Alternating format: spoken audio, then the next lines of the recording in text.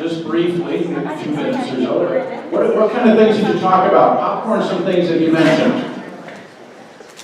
Popcorn, some things. Talking and listening. Okay, paying attention. Really, lots of knowledge. That was actually important, wasn't it? Laughter. We laugh all the time. You laugh, okay, so it's really important to enjoy each other. Laughter, humor. What else? Do some of the chores for them, take care of the kids. Okay, do things for them, with chores, kids, whatever it is that they're most responsible for. Intervene once in a while with kind of generously helping out so that you make their work or their things lighter by taking something on voluntarily. Okay, good. What else? Participate in activities they enjoy. Do things they like, not just things you like. So being conscious about the things you do, being quality time and something that brings joy to that person. And you participate, maybe not because it's your thing, but because you enjoy bringing joy to that person. Good. What else? Bring him coffee in bed every morning. Coffee in bed every morning. Okay, so it won't work for me. I'm not a coffee drinker.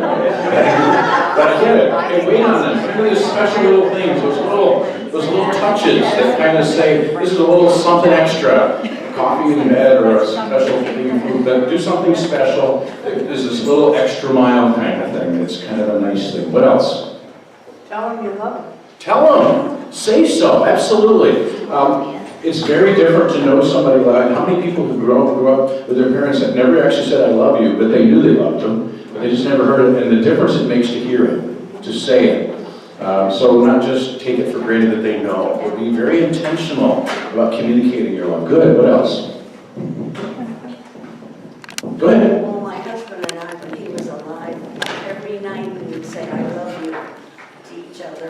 And then again, when we woke up in the morning, we would say the same thing. So you actually created patterns, didn't you? We did that until the day he died. So every night before I went to bed, I love you. Every morning when you get up, I love you, which is building in that. But there's also a pattern. You create rituals, don't you? You create customs. My wife and I, every night about 10 to 10:15, go in and sit on the couch. During the winter time, we have a fireplace, and I have a shot of scotch or Irish whiskey or bourbon on the rocks. And my wife has a little glass of wine, and we sit and talk. How was your day? Whatever. We both like to have our feet rubbed. So she sits sideways with my feet on her lap and her feet on my lap. Just give each other foot massages and talk. And that's our ritual.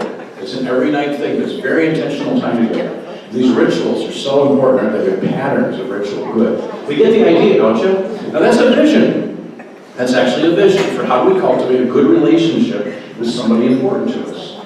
We're very intentional about ritual, about communicating, about speaking, about serving, about doing things for them that are important to them because they love it. So we become selfless in a way, don't we? We become outside of ourselves and we escape the selfishness because love allows us to have concern for others. Well, that's a visioning exercise. It's an easy one to some degree, but an important one, and maybe one we don't do often enough for ourselves. So go home and listen more, serve more, create those family rituals in your own patterns. Take your list home and put it to work. And see what happens. Tony Campolo, who's a Baptist pastor, says that in marriage counseling, one of the things he's discovered is when he has couples that come in and are just at each other's throats and they don't think they're in love anymore, he just has them write a list of 30 things they would do if they were in love. Well, if you did love this person, what would you do? And he sends them home for one a day for a month.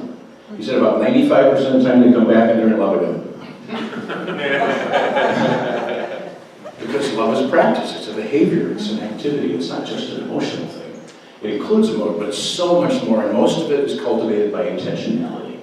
Without intentionality, love shrivels up. And with intentionality, love can blossom. So as we think about this exercise, which is a practice thing, and we'll come back to how this could be useful later,